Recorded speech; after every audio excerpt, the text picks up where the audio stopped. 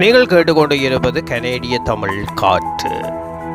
இந்த வான் காற்றூடாக ஒரு கதை. அந்த கதைக்கு குரல் வடிவம் கொடுத்து அந்த கதையை எழுதி எங்களுக்கு அனுப்பி வைத்தது தாயகத்தில் இருந்த அன்பு அறிவிப்பாளர், அன்பு கவிஞர், அன்பு கதாசிரியர், அன்பு சகோதரி இந்திரா ஆனந்த். அந்த நல்ல உள்ளத்துக்கு நன்றிகள் சொல்லிக்கொண்டு இந்த கதைக்குள் செல்வோம், வாருங்கள். நான் பெற்றவள்.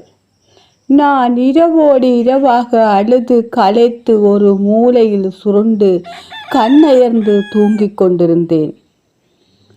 சூரிய உதயம் வரவிற்கான நேரம் நெருங்க மைனாச்சேவல் தன் சிறகுகளை அடித்து கூவுகின்ற சத்தத்தில் கண் விழித்த நான், இத்தனை துன்பத்திலும் நித்திரை வேண்டுமா என்று என் மனதை நொந்து கொண்டு உடுப்பு பையை தூக்கி கொண்டு வெளியே வருகின்றேன். தனிக்குளிருக்கு சுருண்டு படுத்திருந்த சொத்தி மோப்பம் பிடித்து ஓடி வந்து என் கால்களில் விழுந்து தன் நன்றி உணர்வை வெளிப்படுத்துகின்றது. நான் சொத்தியின் தலையை தடவி விட்டு செல்ல முயல சொத்தி கையில் இருந்த பையை கவ்வி இழுக்க உடுப்பு பை தகரத்தில் விழுந்த சத்தத்தில் எழுந்து வந்த என் ஆசி மகள் துளசி, ஏ சனியனே, ஏன் இதில் நின்று மற்றவைக்கு ஆள் காட்டுகின்றாய்? விடிய போகுது, போய் தொலைய வேண்டியது தானே என்று திட்டி தீர்த்தாள். துளசியின் வார்த்தை வெந்த புண்ணில் வேல் பாய்ந்தது போலிருந்தது. கண்கள் குளமாகின்றன, உடம்பு பதறுகின்றது. பையை தூக்கி கொண்டு வயல் வரம்புகள் ஊடாக செல்கின்றேன். அறுவடைக்கு தயாராக முற்றி நின்ற நெற்கதிர்கள் ஒன்றோடு ஒன்று மோதிய போது எழுந்த சத்தம் என்னை கேலி செய்து சிரிப்பதாக தோன்ற, நான் சிறு வயதில் இவ்வெளியில் மேய வரும் மந்தைகளை மேய விடாது கலைக்க கன்று குட்டிகள் வாளை கிளப்பிக்கொண்டு ஓடும் அழகை ரசித்ததும் பட்டமேற்றி ஓடி பிடித்து விளையாடி மகிழ்ந்ததுமான மருத நிலத்தில் கண்ணீர் சிந்தி நனைக்க வேதனைகள் குமுற குலதெய்வத்திடம் சொல்லி எழச் செல்கின்றேன்.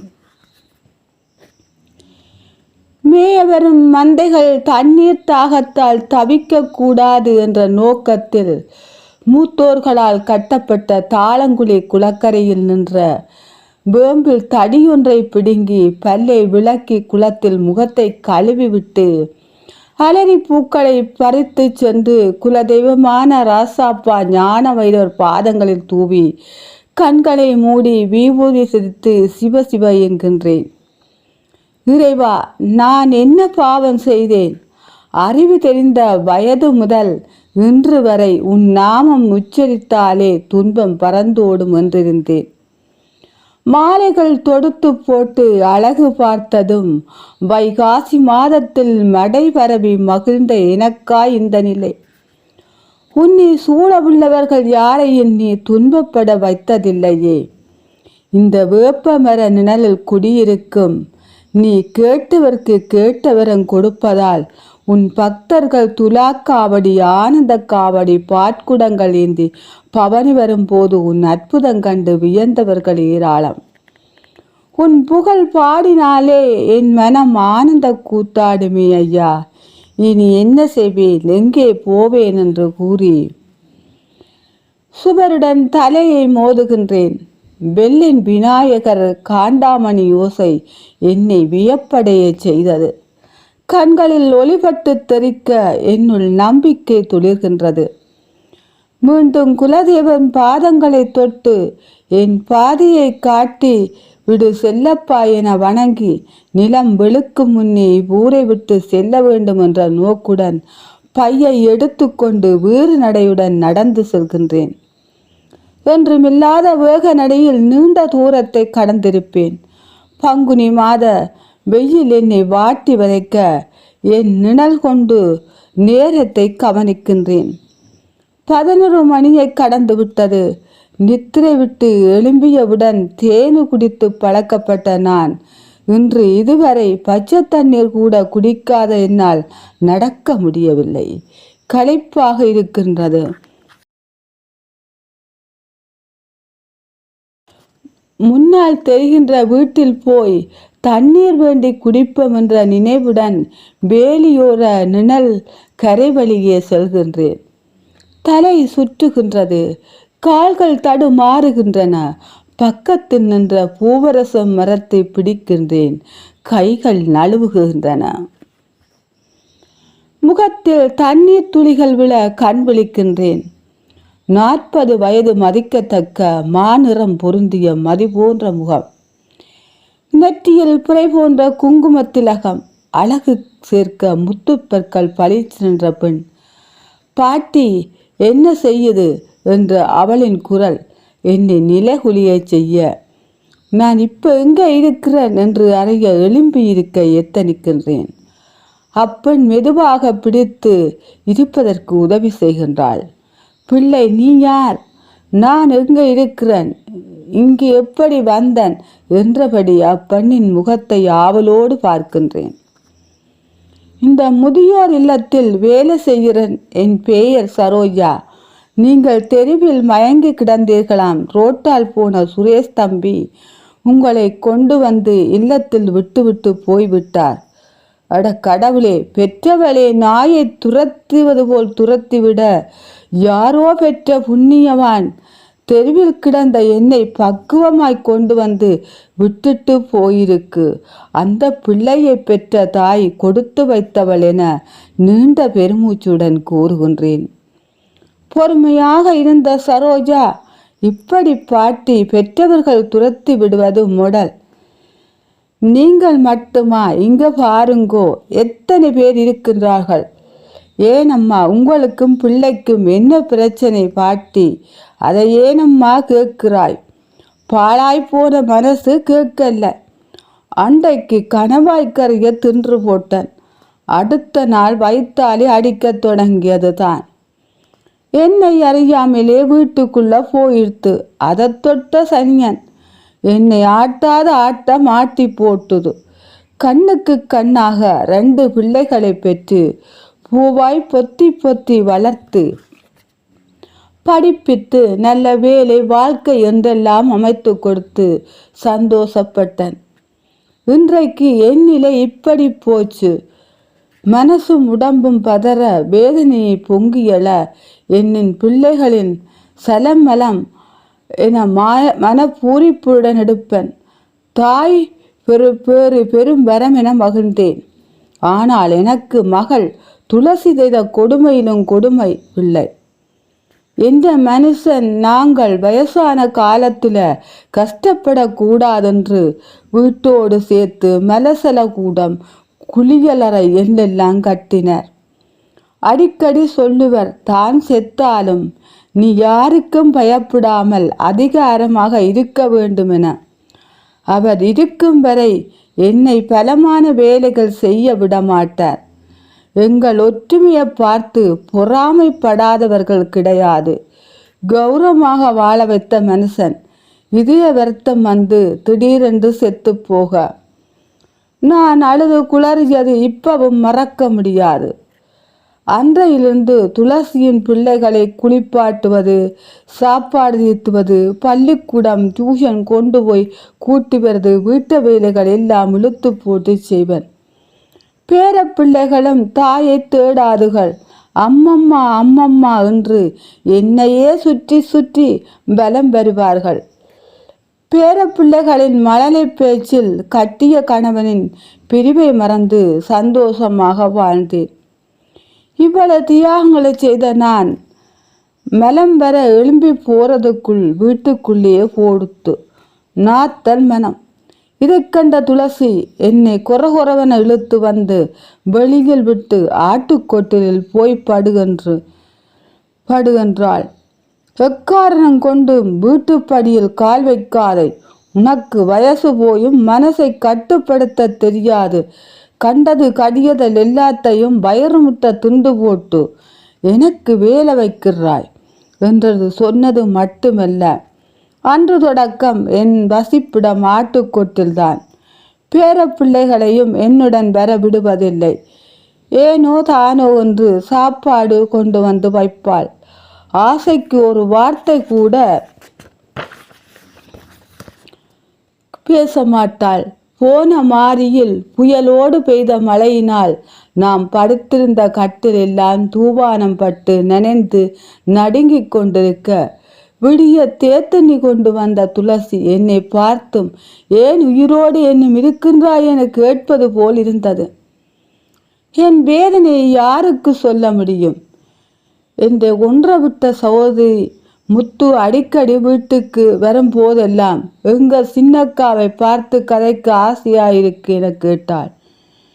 ஆனால் துளசி அவ நித்திரை குழப்ப வேண்டாம் என சாக்கு போக்கு சொல்லி தட்டி கழிப்பாள். நித்திரை போலவே வேதனையும் இதயம் அறையுக்குள் உறங்கிக் கொள்ளும். வாயிருந்தும் வார்த்தையின்றி தென்பிருந்த நடையின்றி ஊனமாய் உணர்வற்றவராய் முடங்கி விடுவிக்காய் தவங்கிடந்தேன். அன்று சித்திரை வருட பிறப்பில் வீட்டில் பலவிதமான சாப்பாடுகள் எனக்கு கிடைக்குமா என்ற மன ஏக்கம் என்னை அறுத்து கொண்டிருந்தது. இறைச்சிக்கறி மூக்கை துளைத்தெடுத்து கொண்டிருந்தது. எனக்கு சாப்பாடு தனி வெள்ளைக்கறியுடன் கொண்டு வந்து வைத்தாள். மனம் கேளாது பிள்ளை ஆசையா கிடக்கு, இறைச்சிக்கறி போட்டுத்தா என்று கேட்டேன். துளசி பத்திரகாளியாக மாறி அடியாத குறையாய் கேளாத கேள்விகள் கேட்டாள். நானும் ஆவேசமாக நல்லாக பேசி போட்டேன். இங்கும் அங்க இருப்பது மரியாதை கெட்டு வாழ்வதை விட சாவதி மேல். இவள் என் பிணத்தை கூட காணக்கூடாதென்ற ஆவேசத்தில் தான் வந்தன். ஆனால் கடவுள் என்னை கைவிடவில்லை. ஓமனை, கடவுளை நம்பியவர்கள் துன்பம் நிலைப்பதில்லை என்பது உண்மை. புதிய குரல் கேட்டு கண்களை துடைத்தபடி நிமிர்ந்து பார்க்கின்றேன்.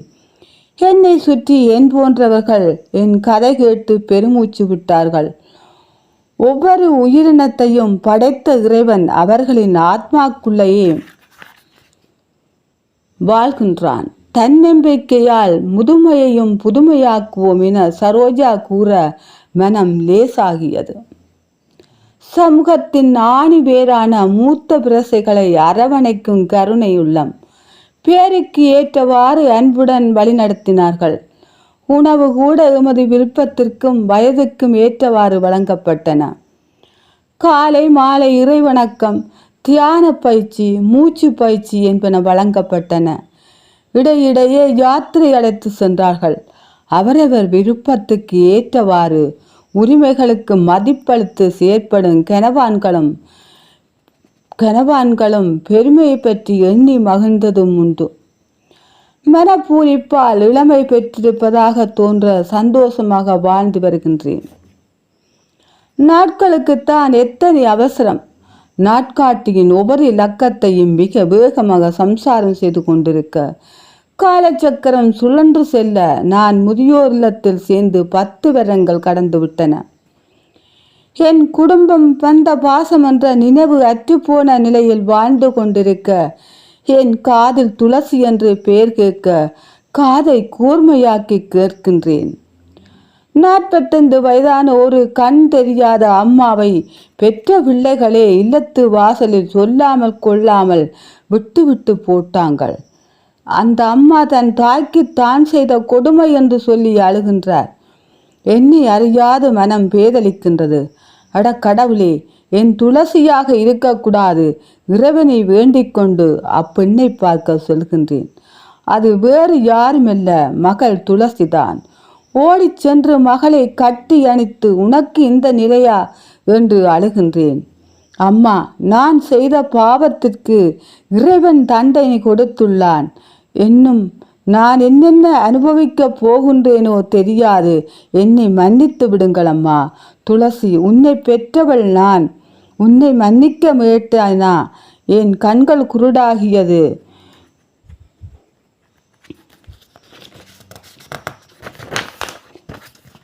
என் கண்கள் துளசி என அவசரப்பட்ட துளசி, அம்மா, உன்னை வீட்டை விட்டு கலைத்த 3ஆம் நாளே கோவிலுக்கு செல்லும் போது ஆட்டோ விபத்தில் கண்ணை இழந்து விட்டேன்.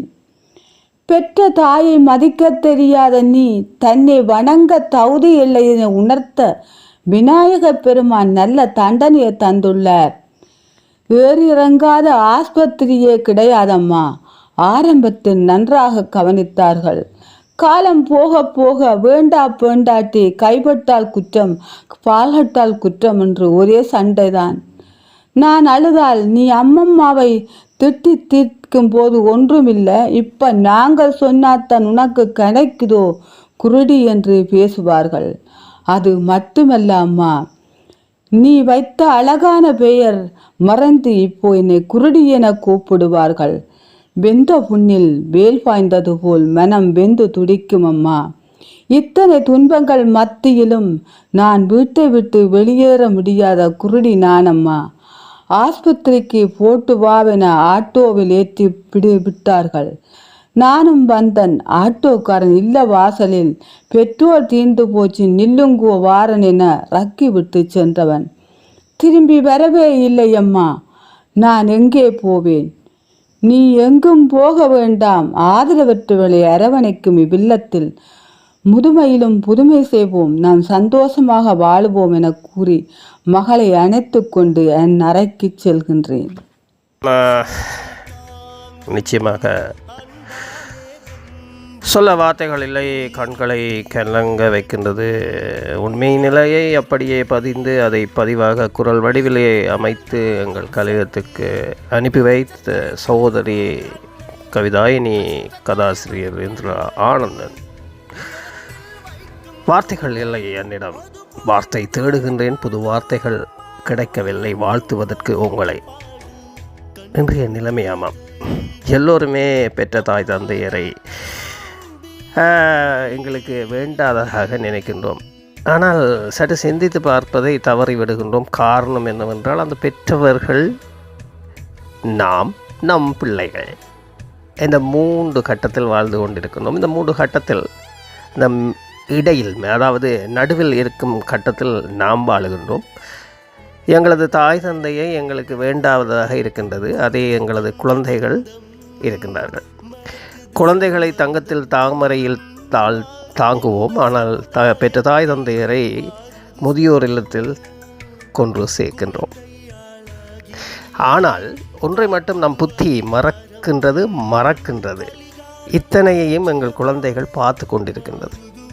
ஒவ்வொரு குழந்தையும் வளருகின்ற போது தானாக எதுவையும் கற்றுக்கொள்வதில்லை. நீங்கள் எது செய்கின்றீர்களோ அதை பார்த்து உங்கள் குழந்தைகள் உங்களை நோக்கி வளர்ந்து கொண்டிருக்கின்றது. இதே நிலைமைதான் நாளை நமக்கு. காரணம், நாம் செய்த தப்பு. ஆகவே நாம் தப்பு செய்யாவிட்டிருந்தால் இன்று இந்த குழந்தைகள் எங்களை பார்த்திருக்கும். நாளை நாமும் அங்குதான் செல்ல போகின்றோம். இதில் யார் தப்பு? நம்மவர் தப்பு, நாம் செய்யும் தப்பு. அந்த அம்மாவுக்கு என்ன நடந்தது? அந்த முதியோர் இல்லத்தில் எதற்காக அங்கே செல்லப்பட்டார் என்றால், சில வேளைகளில் அவர் அதே தப்பை செய்தாரோ என்பது கூட கேள்விக்குறியாக இருக்கின்றது. நான் பிழையாக சொல்லவில்லை, இதுதான் வாழ்க்கை. ஆகவே செய்கின்ற காரியங்கள் நீங்கள் ஒவ்வொருவரும் சரியாக செய்தால் உங்கள் குழந்தைகளும் சரியாக செய்யும். இந்த முதியவர் என்ற ஒரு இல்லமே மறைந்து போகும். இதுதான் நிச்சயமான உண்மை. இந்த உண்மையை எல்லோரும் புரிய வைக்க வேண்டும். அதற்காக இந்த கதையை அழகாக எழுதி அதை உங்கள் குரல் வடிவிலே அமைத்து அனுப்பிவிட்ட என்ற ஆனந்தனுக்கு நன்றிகளை சொல்லிக்கொண்டு மீண்டும் அடுத்த கதையில் சந்திப்பேன் என்ற நம்பிக்கைகள் மற்றும் அன்பானவன் போலங்களை உங்களுக்கும் நன்றிகள் சொல்லிக்கொண்டு பிரிவோம், சந்திப்போம். நம்பிக்கை தானே வாழ்க்கை. மீண்டும் சந்திப்போம். இது ஆர்மோகன். நீங்கள் கேடுகூடி இருப்பது கனேடிய தமிழ் காற்று. கண்கண்ட தெய்வம் அம்மாதான் தம்பி, காலம் அதுவோடும் அவளை நம்பி, நம் சுமையை தாங்கும் அன்பாலே வெம்பி, உயிருட்டி ஏங்கும் உறவை விரும்பி, இருட்டுக்கள் நாளும் செத்து வெளிச்சத்தை தருவாள் அன்னை, கஷ்டத்தை வயிற்றில் வைத்து உயரத்தில் வைக்கும் உன்னை புரிந்து அடிப்பாடு அம்மாவை என்றும் வணங்கி பாடு கண் கண்ட தெய்வம் அம்மாதான் தம்பி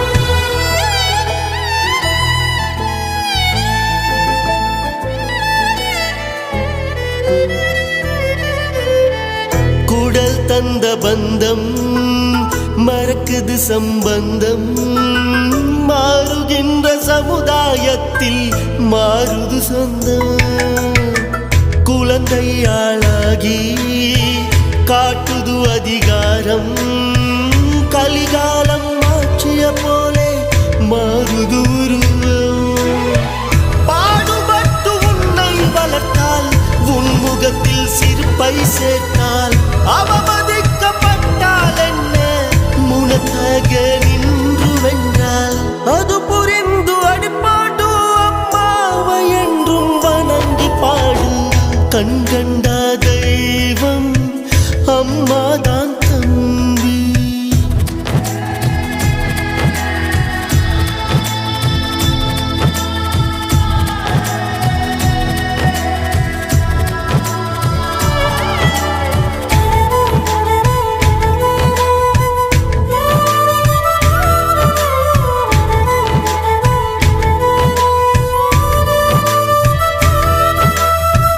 தேகத்தை கொடுத்து வாழ்வுக்கு வழிபட்டு உன்னை வளர்த்த அம்மா மேல் எதுக்கும் கோபம் வீடு நன்மை பார்த்து தன் சுகத்தை விட்டு பெத்தெடுத்த பாவத்தாலே துடிக்குது உள்ளம் ஒரு நிமிடம் தாயில் என்ன பொழுதே போகாதையா அவள் தந்த பிறப்புக்கு கடன் என்றும் தீராதையா அது புரிந்து அடிப்பாடு அம்மாவை என்றும் வணங்கி பாடு கண் கண்ட தெய்வம் அம்மாதான் தம்பி காலம் அது ஓடும் அவளை நம்பி நம் சுமையை தாங்கும் அன்பாலே வெம்பி